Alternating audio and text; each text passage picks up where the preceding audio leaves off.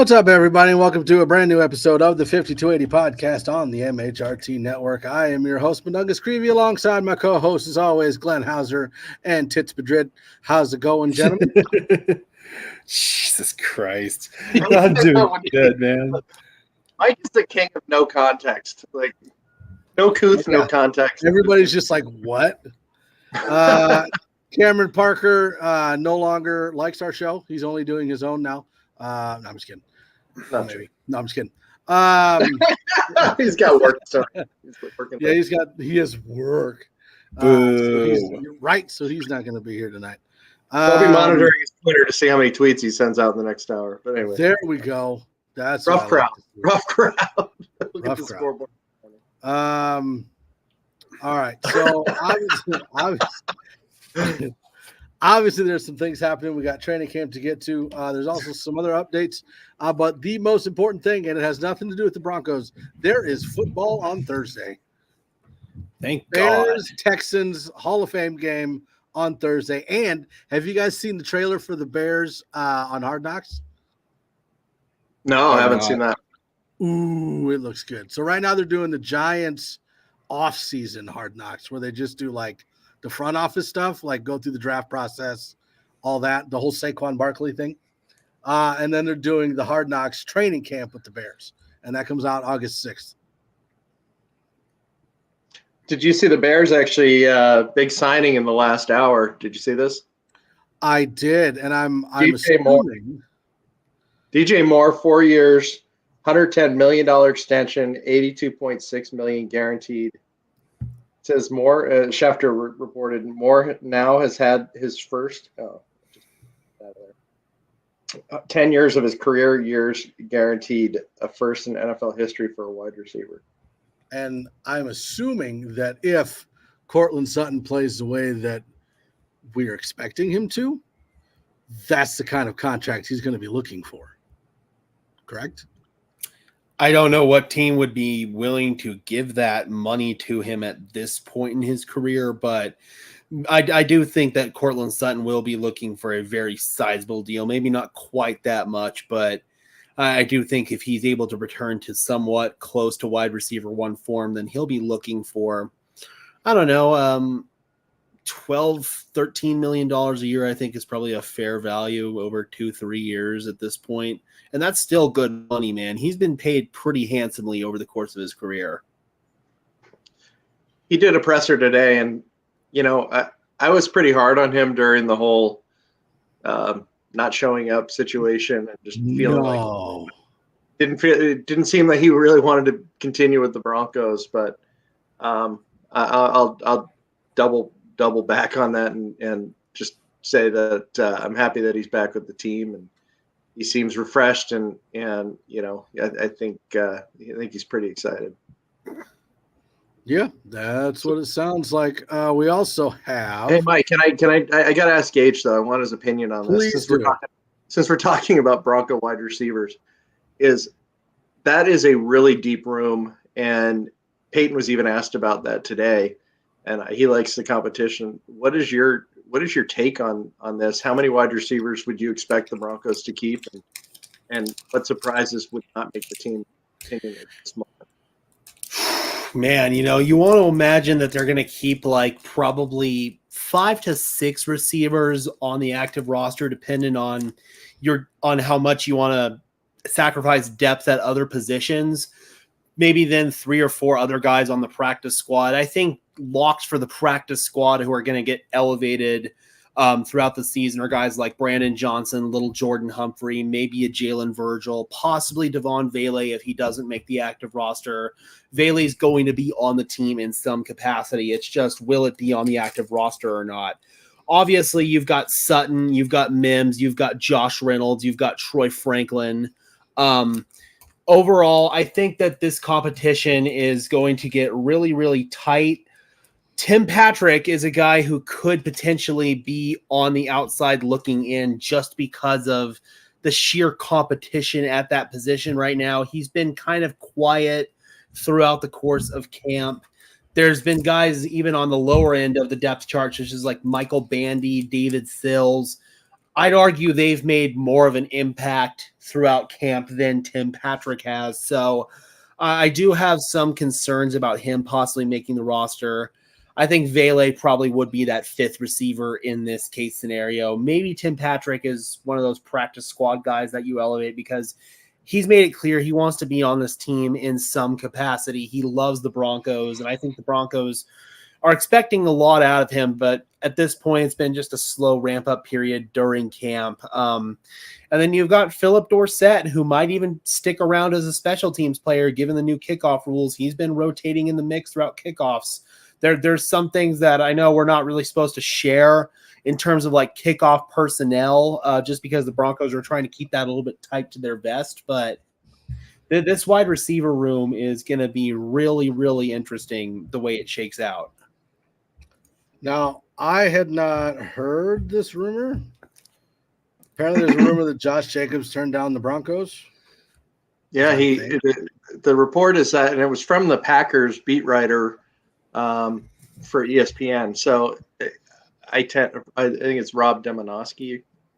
I'll double check that, but that Jacobs was offered several $1 million more and wanted to go to a contender was the report. Well, that just kind of shows the state of the Broncos in the eyes of free agents right now. Well, screw him in the horse he rode in on then. How about that? Okay, one other bit of news. Demovsky, sorry about that.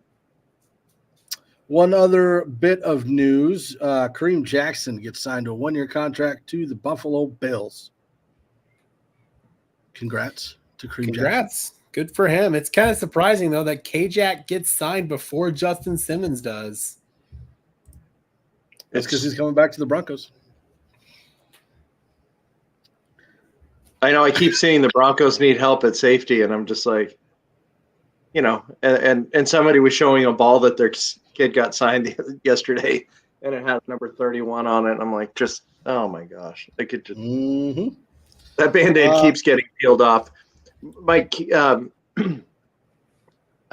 Ken Booker had a great question on the wide receivers. What's the chance Mims turns into Deshaun Jackson, Eddie Royal, or the Broncos, Isaiah McKenzie? I'm staying Eddie Royal plus.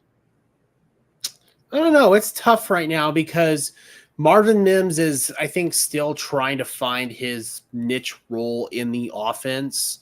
I think right now he's trying to learn a new position, and he's got some growing pains that he's going through right now. But I do think that the ceiling is certainly high with a guy like Marvin Mims, so he could certainly be like that Eddie Royal-esque, but I do think they're different players. I hope he's not Isaiah McKenzie, though. That guy. Well, I was going to say, I think the bigger question is, I think the bigger question is, can Mims be as good as Lucas Kroll? I think that's the big question. No one can. Best player on the team. Oh, Cecil. What did the Broncos do if McGlinchey and Powers crap the bed 2 years in a row? You said Powers had a rough day yesterday. He did. He did have a rough day yesterday. It was a little bit better today, but not great.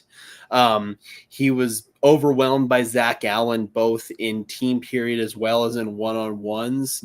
He was really poor with his footwork, his hand technique, just not good. I will say for Mike McGlinchey, however, he has been playing really, really well over the course of camp. Today, myself and the media members that I was standing next to, we were commenting on how well his run blocking was. He was mauling cats, like on back-to-back reps. We were like, ooh, Mike McGlinchey. He flattened PS2 on one, and I can't remember which linebacker he took out on the other one, but it was quite impressive. So I will say Mike McGlinchey has been really solid. He was good in one-on-ones yesterday when the Broncos finally did that, their first day in pads. He went up against Baron Browning and had a couple of really nice reps. I'm less concerned about him than I am Ben Powers. Ben Powers, well, it's not been great, Chief. How was Forsyth today? He was good, especially as a run blocker. I think that's his main calling card. Pass blocking, I felt there was a slight drop-off between him and Luke Wattenberg, so it's going to be interesting to see what direction the Broncos ultimately want to go. Do they want to prioritize pass blocking with Luke Wattenberg, or do they want to prioritize more run blocking heavy with Alex Forsyth? And given the fact that I do anticipate them running the hell out of the rock, I would lean towards the latter. Well, I was also going to say I've been hearing some good things about Javonte and Estime as far as running the ball.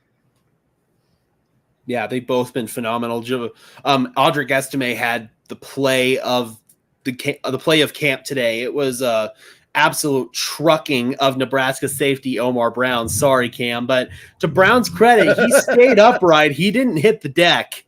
Audric Estime running with power, running with force. Javonte, I've been really impressed with how well he's been running. He looks a lot lighter on his feet. He doesn't look like he's running with cinder blocks attached to his cleats. He's been cutting really well, nice consistent fluid motions there. His vision's been good. I've been really impressed with Javonte Williams so far, and that's good news and a complete change from where we were just 2 months ago when we were talking about Javonte possibly not even making this team. The guy who might actually be in danger of not making this team is Samaje Perine. The way that Audric Estime has really showcased himself in camp, and you combine that with the fact that the Broncos can save $3.5 million by dumping Perine's salary. I don't know, man. Keep an eye on that. I think Perine could be gone. Biggie wants to know which center we moved to guard. I didn't think we moved the center to guard. Okay, so I think he's talking about Alex Forsyth. They were working him in at some guard reps with the number 2s last week. I can't recall if they were doing that again today because he got all that work as the first team center. But last week he was working, I believe, at right guard with the number 2s. Okay. I'm also hearing, and obviously you've been there, Gage, so you kind of know, what we're looking for. But I'm hearing a lot of good things about the defensive line. Mm-hmm. We already talked about Zach Allen. He's been a monster. John Franklin Myers has been a real presence. He was missed today. He had a death in the family. Condolences to him. Matt Henningsen has been worked in. Angelo Blackson's been worked in. DJ Jones looks solid. The defensive line is really starting to come together as a unit. They're stuffing gaps in the run game, which is something that they really struggled with last year. The mere removal of John Harris from the equation and inserting a guy like John Franklin Myers, that's such a huge gain for the Broncos and probably one of the best additions that this team made just in general.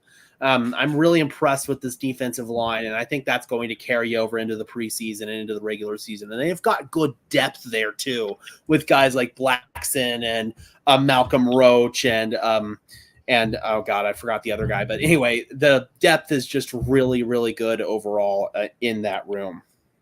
Peyton loves Malcolm Roach, by the way. Mm-hmm. And I heard Awazurike is not the state of Colorado is not going to go after him. And so now it's just up to the league to reinstate. Do you have any word on when he should be practicing? A couple hours ago, Mike Kliss tweeted out that he tried to get in touch with the NFL and they had no comment. So apparently they're still going through the motions and deciding if they want to reinstate him or not. Okay. Right. I got to give Gage credit though, Mike. We joke about it and with the camera off and such, but this is a guy that had a terrible leg break requiring surgery, plates, rods inserted into his leg that very night. And he has been at the facility every single day, even a day when he didn't have a ticket and he was stuck outside. He was still there. And I got to say, Gage, I'm so impressed at just in the short time since the injury, how mobile you are and just in covering your craft, and the videos you're putting out for Syndicate live on the scene have been pretty awesome, dude. Thanks, man. I really appreciate that. It's really been a hell of an experience these past couple of weeks, but I'm just so grateful football's back, and I'm still grateful for all the love and support that has been coming my way from fans and you guys and everybody I've seen out at camp. So thank you to each and every one of you. Your support definitely does not go unnoticed. So thank you guys so much. I think the big question is why have you not played up the injury while at training camp to try to get some players' attentions and get down onto the field? I actually like being up on the berm, man. That's a good view. It's like a bird's eye view of everything. You can see both fields. That's just the way I like to roll. Yeah, well, he was hobnobbing with the some NFL Network personalities today. So there you go. All right, so let's go from defensive line back into linebackers. Obviously, we no longer have Josie Jewell. I'm hearing Jonas Griffith is showing out. Are we going to miss Josie Jewell, or are we not going to miss a beat with Jonas Griffith being in there? I don't know. I think between Griffith and Cody Barton, we're going to be okay. I mean, Josie Jewell is one of the longer tenured players that we had to that point, a leader in the locker room. So we don't know exactly how that's going to shake itself out. I do believe Jonas Griffith can lead. Thanks, Graham. And I'm actually looking into getting a new one too. One I can actually push around with my hands. I've got this kind of crappy one right now, but anyway. With the joystick, the powered one? No, I want to get one that's powered. No, this one I have to kind of push myself around with my leg or have someone else push me. See if you can jack a Walmart scooter. We see Gage leaving Safeway with just bolting out of there with the shopping cart. People chasing him. He's just pushing. Come on. Get out of my way. But anyway, I do believe that the linebacker room is going to shake itself out. It's really going to be like the leadership void for Josie Jewell. Who's going to step into that role? Mm-hmm. How do you like Baron Browning with the 5? I had not seen him in the 5 jersey until he was doing his presser today. And what's he like running out there in the 5?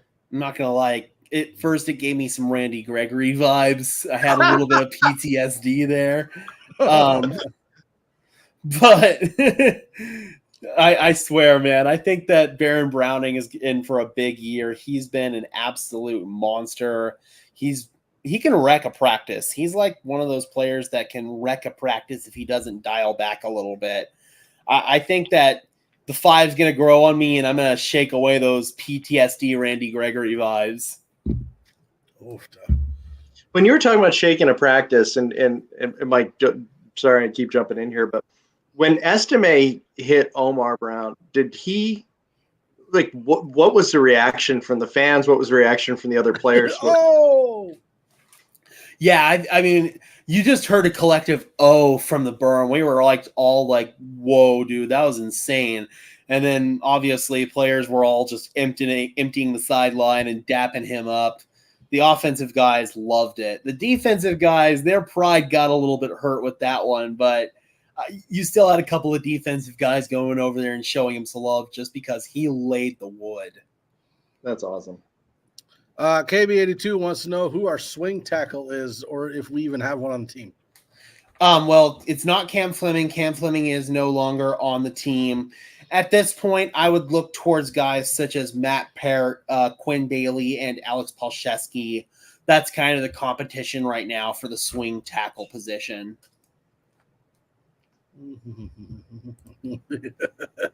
I told Randy Gregory I just saw a smoke show and he ran and grabbed it. Is Browning going to play both inside and outside? No, he's exclusive to the edge. The days of Baron Browning playing off-ball linebacker are done. His best plays come on the edge. His highest ceiling is at the edge. That's where the Broncos are envisioning him playing for a very long time. So no more Baron at off-ball linebacker. It's been that way for a couple of years now. Okay. So going from the leadership void from Josie Jewell and go back just one spot to where Justin Simmons used to be. How much are we going to miss Justin Simmons? You know, the safety position is a little hard to judge right now because Brandon Jones, a key piece of the puzzle, is going to be out for a couple of weeks with a lower body injury. Right now, they've got Devon Key in there as his replacement, and I've got to give Key some credit. He's looked really good. PJ Locke, he's been steady throughout the process as well. I think PJ really settling into that other safety spot.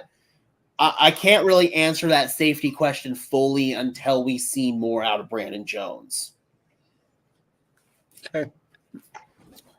So what do we think is happening with Justin right now? Do you think he's just being picky or and just waiting for that? I kind of feel like he likes this off season. He's been spending a lot of time with his family. He's been golfing, doing his thing, but it's just very curious that other guys are being signed right now, including K-Jack. And I know the money is not even remotely close to one another, but it just is shocking that he's not with somebody yet. I'm assuming he's on the couch playing NCAA. Building up them BC Eagles, baby. But is that with Zach Allen, right? Damn straight. But anyway, I do think Justin Simmons will sign at some point. I think he doesn't want to deal with the BS of training camp. He's a veteran player. He could probably just plug and play in most defensive schemes. Maybe the last week just to get familiar with the terminology and the calls and all that stuff. But I do think that any chance of him returning to the Denver Broncos is dead. Cam has said the same thing, and I do believe that that's probably not going to happen. Detroit Lions, San Francisco 49ers, those are still the top teams I would keep an eye on being interested in his services. Maybe an outside chance, the Houston Texans, but he's just waiting for the right opportunity, man. He might even wait until early in the season if somebody's starter goes down, or if somebody's not playing well and some team feels like they need more depth at safety. He hasn't played in a playoff game in his entire career. I could see him on Philly. I don't think so. No, the Vic Fangio factor, I think, is not attractive to Justin going to Philly. The Christian Parker factor is, though, so that is something to at least consider. He might deal with Fangio in order to go back and play with Christian Parker because he does love Christian Parker. Yeah. KB82, are we going to go back to getting crushed by the Chiefs since Mahomes' kryptonite is no longer on the team, i.e. Simmons? And I still hold to what we've said earlier. I think the Broncos roster has gotten better in every position except for free safety. So I don't see why we would get worse. Not me either. And I feel like overall the Broncos outcoached the Chiefs in that Week 8 victory. That and they forced 5 turnovers. That's their nature. That's their MO. Obviously, Simmons had one of those turnovers, but Jaquan McMillan, he's been a ball hawk for the Denver Broncos. They had obviously forced fumbles in that game. I feel like at the end of the day, the Broncos still have a lot of really good pieces that match up well with this Chiefs roster. And if this Chiefs roster is kind of going through some of their troubles at wide receiver, if maybe Xavier Worthy's struggling as a rookie, Rashee Rice is suspended possibly, I think that there is a chance that Denver could steal one from the Chiefs, but you also have to factor in that it's going to be later in the season as well. Where will the Broncos be later in the season when they play the Kansas City Chiefs for the first time? When's the first time? I believe it's week 10 or something like that. Because it's back-to-back Chiefs and Ravens on the road. I remember that. I just can't remember exactly what weeks they are. Hold on, I'm checking.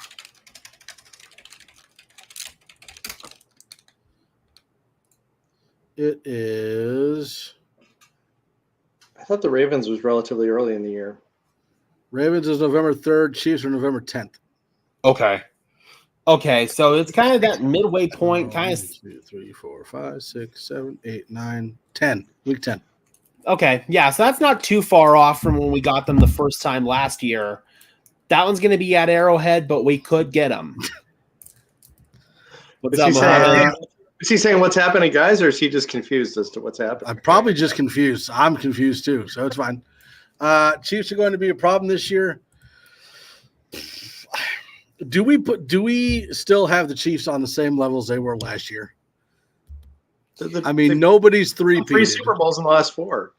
Guys. Well, I understand that, but at the same time, like, how many of their players are going to get suspended? Probably just one, and it's going to depend all really on can Xavier Worthy step into that role. At the end of the day, they've still got the best quarterback in the game. They've still got the best head coach in the game. Their defensive roster is still really good. As much as I hate to say it, the Chiefs are still contenders as long as Patrick Mahomes and Andy Reid are still in that building. They extremely underpaid Patrick Mahomes, by the way. Mm-hmm. You need to get a driving coach as part of the Kansas City Chiefs staff. Or they should have a rule that no players can leave Kansas City during the offseason. It always seems to be the trouble comes outside of Kansas City. Rashee Rice went back home to Dallas where all his buddies are, and that's where he got into trouble. Nobody's getting into trouble in boring-ass Kansas City. Facts, which is not in Kansas, by the way. Just if anybody was wondering.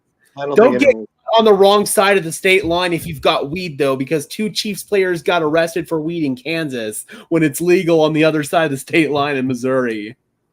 See, and that's what I'm saying. How many suspended players are we going to have? This is the kind of hard-hitting news that we expect from Gage. That's what I'm talking about. I'm hearing a lot of talk about Tremon Smith being our best special teams player. I think he's like, we talk about jokers a lot. I think Tremon Smith is almost like a special teams joker. He can play some return man. He can be a gunner. He can be a protector. So I would say he is one of the top special teamers right now because of the versatility that he has. So, Gage, you referenced the kickoff. Can you describe this new kickoff rule and what your first impressions and what you would compare it to? Okay, I have to be careful with what I say on the record because the Broncos are trying to keep tight to the vest some of these kickoff, what they're doing on the kickoffs just because they want a competitive advantage. But okay, you talk and I'll mute your mic. And then what I can say is that it's going to be very different and very unique, obviously. There's a landing zone between the 20-yard line and the end zone, and that's the area you're obviously trying to target. You want to get closer to the end zone, but not necessarily a touchback. You want to almost try to get the ball to bounce and then down it in the end zone, almost like a punt. That's one way you can do it. There are some other ways that the Broncos were experimenting with it that I probably can't say on record. You're going to see bigger bodies up front as protectors on in order to prevent guys from getting downfield. That's another thing you're going to see. It's really going to be something that's a lot better to get a feel for when we actually see it in person on Thursday. Again, because the Broncos are very tight about what they want us to share.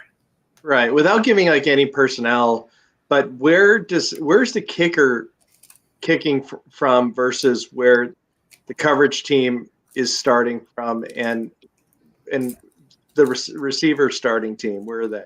I actually couldn't remember off the top of my head. Okay. I'll have to, that's one I'll have to look at. I was trying to pay attention more like personnel and who they had on the line rather than where they lined up. That's something I'll pay attention to tomorrow. Yeah. Graham wants to know if you're going to see decreased injuries with the new kickoff rules. I think so. There's going to be less high-speed collisions, so you might see a little bit less of those blindside hits that knock guys out. How do onside kicks work? Okay, so this is where things... They have new rules, right? Yep, this is where things get a little bit convoluted. I've got them written down. Tell me if I'm wrong or if I'm right. Onside kicks are illegal before the fourth quarter. Yes, they are illegal. Okay. Illegal or legal? Illegal. Okay. The team must be losing to kick an onside kick. Yep. Teams must announce the intention to kick an onside kick ahead of time. Which is stupid, but yep. That is all crap. All of it. Yep.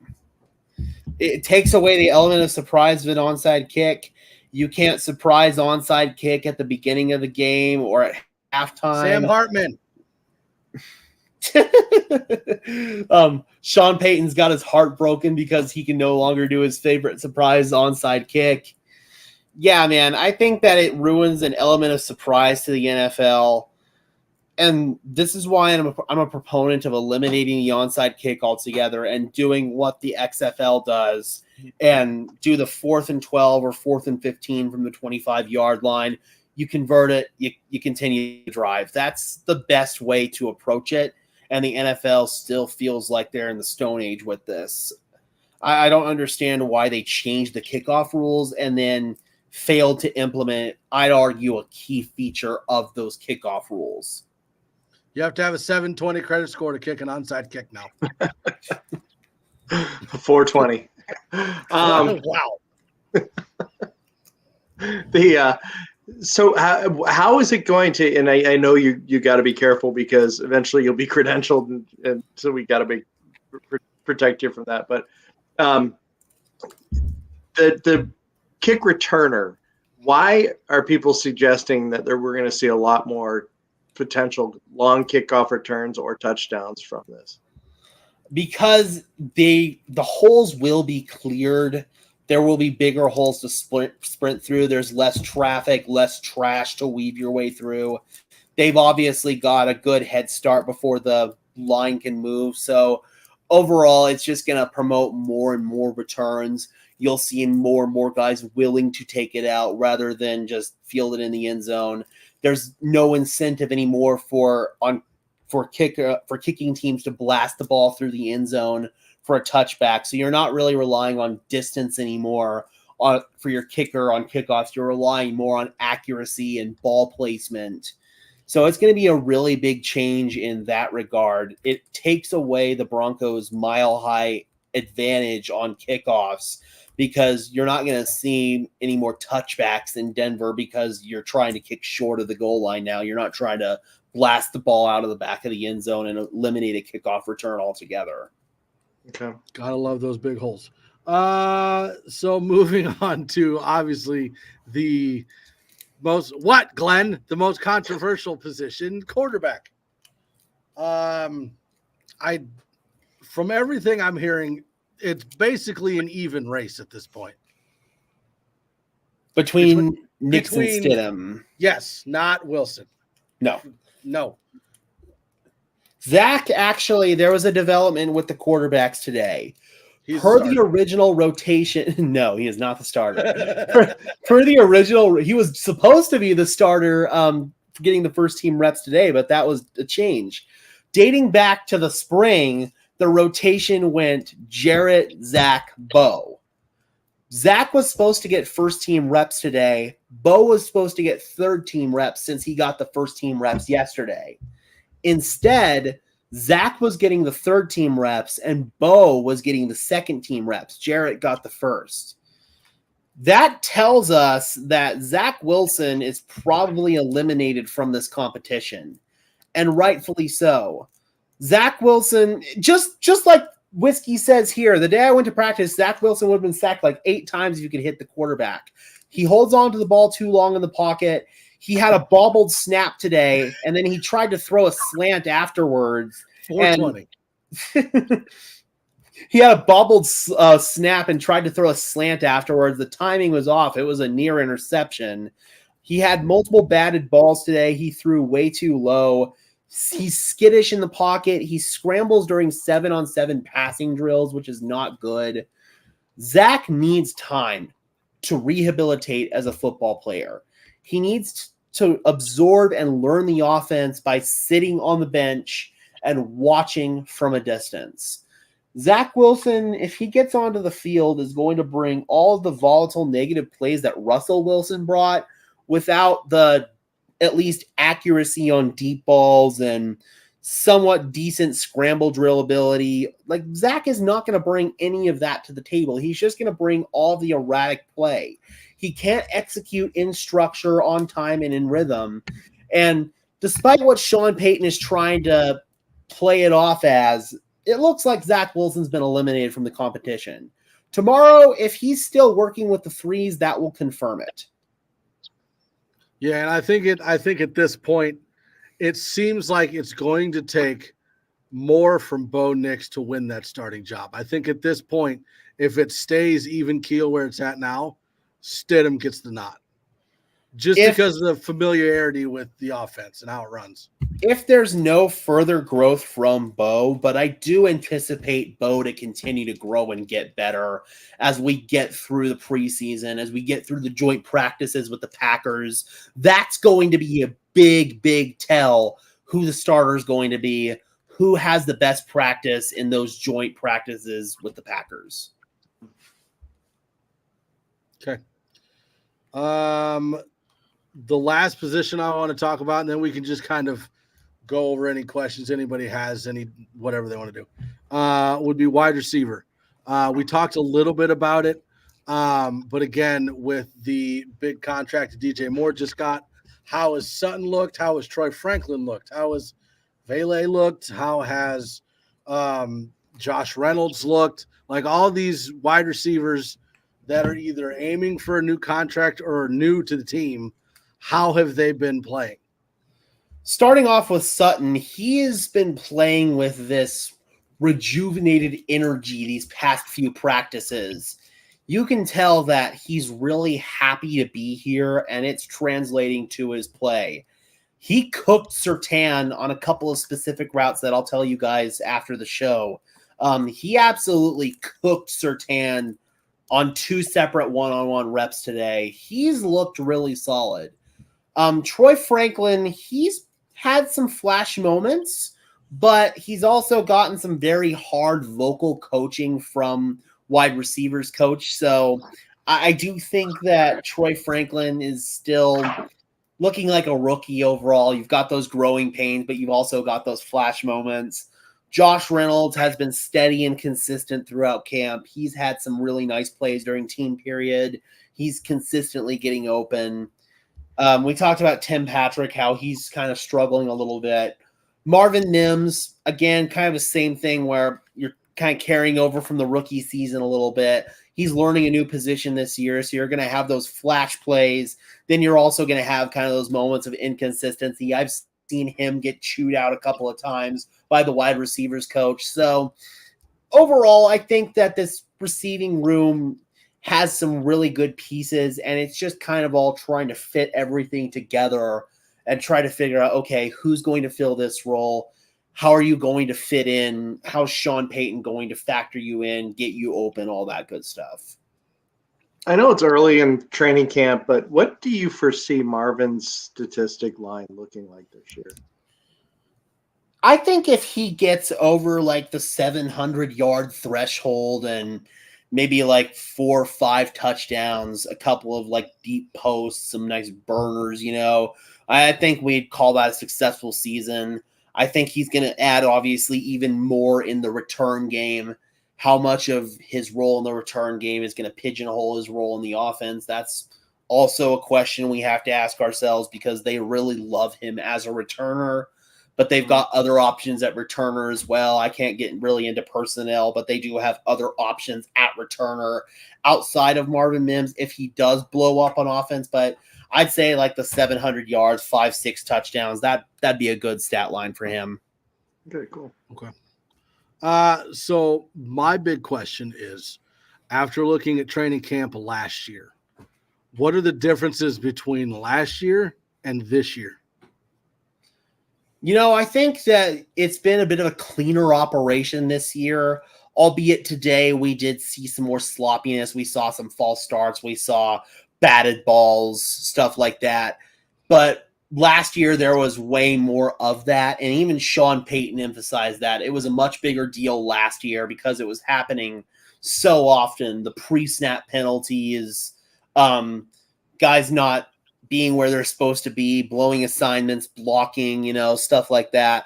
We are seeing less of that this year. It's the same militaristic approach. Sean Payton practices are always a very tight ship, but it's been cleaner on the whole this year. But today it did get sloppy. So we haven't talked about tight ends yet. What's been in your impression? Lucas Kroll, baby, greatest player on the team. Dulcich. He's been quiet. I've got to say, I haven't really seen too much out of Dulcich to this point. I think Kroll has been probably the most consistent player at that position, despite what Sean Payton wants to say. Adam Troutman, he's also been steady Eddie. Adam Troutman, definition of mid. Thomas Yasman, the undrafted guy, he's had some nice splash plays here and there. I think that he has a chance to maybe make the practice squad. But I do think that Dulcich has had moments, but it's been kind of quiet the past couple of days. Like today, not much from him at all. Now, and no knocking on the tight ends, but isn't that kind of what you're looking for in a tight end? Like, even with like Travis Kelce and with, other tight ends around the league, like for the most part, they're quiet until they come up with the big plays, right? I mean, I think Dulcich last year was being utilized in different roles. They were utilizing him in more of a big slot role before he went down, stuff like that.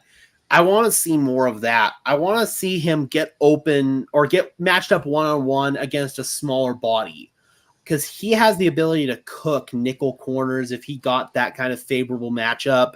I want to see more of that. So I guess I've just been disappointed in I don't want to say lack of creativity, but the lack of versatility in different ways they're utilizing him. I cannot talk today. I feel like the gauge is not like he's putting his reporter handle to the side, and this is more catty because he wants to have the best hair at training camp. I mean, he is tough competition. I will say that. Yeah. Anything else that you want to mention about training camp that you've seen that we haven't talked about yet? Let's see here. We did talk about centers. We talked about defensive line. I will say punter has been kind of interesting. I've been watching it the last couple of days.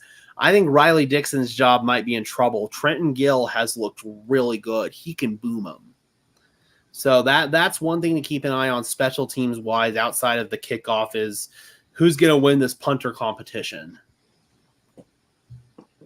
So what kind of bedlam are you expecting on Saturday when the throwback jerseys are made available at the gift shop? Oh, God, dude. Everybody and their mother is going to try to get one. I want one, but I'm going to wait a little bit until all the craziness dies down. I'll get one here in the next few months probably. But those are so sick. I low-key wish that they'd wear them more often. That's the game we're going to. A year. We'll be at that game. But so do you know, are they doing custom options where you can pick name, number, and if not, what number are you going to go for? What are you thinking? I don't know if they are, but it'd be really cool if they did. I'm kind of leaning towards possibly Pat Surtain. I think it might be time to get a PS2 jersey. If they do custom, I'm definitely getting a Hartman Broncos jersey. I'm just throwing that out there. Mike, I'm going to get you a Hartman UFL Stallions jersey for your birthday. I already got one. Oh, did you really? Yeah. Oh, my God. It would be Hartman and Broncos throwback with number 69 on it. That's what because we all know Hartman is going to be the next face of the UFL. Yeah. All right. Anything else that we did not cover? I have one more thing, but I didn't know if there was anything else about training camp you want to talk about. I mean, we could probably go on and on for days, but I think we're probably good keeping it to a limit now. Yeah. I mean, there are a couple of things I think are worth mentioning, quite honestly. Hit me. Go ahead. Randy Gradishar is finally making the Hall of Fame this weekend. So make sure you're there for that speech being introduced by his fellow linebacker, Tom Jackson. It should be a really emotional moment for Randy and for all the Bronco fans that have been pushing for him for many, many years. That's going to be awesome to witness. It's going to be great. And then the other thing is John Elway was interviewed by the guys on Pardon My Take the other day. And it was a fantastic interview. I think those guys really, they get people so comfortable. And so Elway, the very last thing he said was that skipping Josh Allen for Bradley Chubb was the worst decision he made as a general manager. What was your take on him admitting that, and what was your take on that being the case? Well, John Elway is somebody who has historically had such a big ego that I've never really ever seen him admit that he was wrong. So good on him. He had a moment of humility there. He's right. Everybody in Broncos country and everybody in the NFL knows that he's right. I've heard the argument before that, Josh Allen would have never panned out if the Broncos had drafted him. And there is a world where that maybe would have happened, but Josh Allen was just an amazing transcending talent. He had that it factor in him. Yes, coaching coaxed it out of him, but I would also argue that if the Broncos had Josh Allen, they would have maybe made some different coaching decisions, i.e. not hiring a defensive-minded Vic Fangio in 2019. I think Josh Allen coming to Denver, he was right in our backyard at the University of Wyoming. He wanted to be here. He was salty that the Broncos didn't draft him. They made that a big storyline when Josh Allen came to play the Broncos in Denver for the first time in 2020. He said they had a chance to draft me at 5. When Mark Schlereth asked him, this is almost a homecoming for you, his response was, they had a chance to draft me at 5. Josh wanted to be here. The fan base wanted him here. Elway, even Elway admitted it was his type. Josh Allen was his type of player, and he couldn't pass up the temptation to pair Bradley Chubb with Von Miller. And for one season, it was glorious. After that, it was not. I really think it boiled down to that the Paxton Lynch trade up and pick in the first round was such a shit show that Elway got nervous about another tall quarterback, this one from a small school. And what's up, Mark? And he got cold feet. It would have been interesting to see too if Chubb was expected to be drafted by the Browns at 4, and they went a different direction. And so what would have happened if Chubb had been off the board at that point? It was just very interesting. The other thing that they spent some time talking about with Elway was Tebow mania. And he admitted something that I thought for a long time. He said there was really one person that they could get as their next quarterback that the fans would be okay with replacing Tebow mania, and it was Peyton Manning. And I thought that was he definitely had some interesting comments about Tim and just the whole team, and it was an excellent interview. Yeah, and now I have been one of those ones that has said if Josh Allen would have come to the Broncos, it wouldn't have been the same Josh Allen. But that's because of the coaching staff he was coming into. Mm-hmm. I mean, you have Vance Joseph as the head coach, and we all know Vance really didn't get to make very many decisions with that team. No. So, yes, I would have loved to have had Josh Allen over Bradley Chubb, but you can't really look at it as we would have gotten the Josh Allen that he is today because we don't know if he would have been the same under that coaching staff. He wouldn't have had Brian Dable. Mm-hmm. Yeah, but I feel like either way, Vance Joseph was dead man walking heading into that season. And I just, again, feel like they probably would have maybe gone in a different direction in that 2019 hiring cycle. Maybe they would have hired Zach Taylor, for example. And I know Zach Taylor gets crap in Cincinnati, but he's helped get the Bengals to 2 AFC championship games and a Super Bowl. I think we'd take that here in Denver. Again, so if Josh Allen would have been here, I think that the Broncos wouldn't have hired Vic Fangio. They would have hired an offensive-minded head coach that would have tailored to Allen's strengths and be able to bring out the Josh Allen that we know today. Because remember, it took a couple of years for that Josh Allen to develop. It wasn't until 2020 with Brian Dable that he broke out. Those first couple of years in the NFL, Josh Allen struggled. So I think if the Broncos had been patient, just like the Buffalo Bills were patient, the version of Josh Allen that we know today was inevitable to come out. Mm-hmm. Okay, because, I mean, you would have had Vance Joseph and Bill Musgrave. Yep. Was the OC then? Who was the quarterback coach? Mike Sullivan. Yeah, Mike Sullivan. Gosh, this is an all-star team. My God, the 27 years of coaching. Yeah, we had Tom McMahon as the special teams coordinator. Woo! That was great. Yeah, my favorite Twitter account is Tom McMahon fired yet?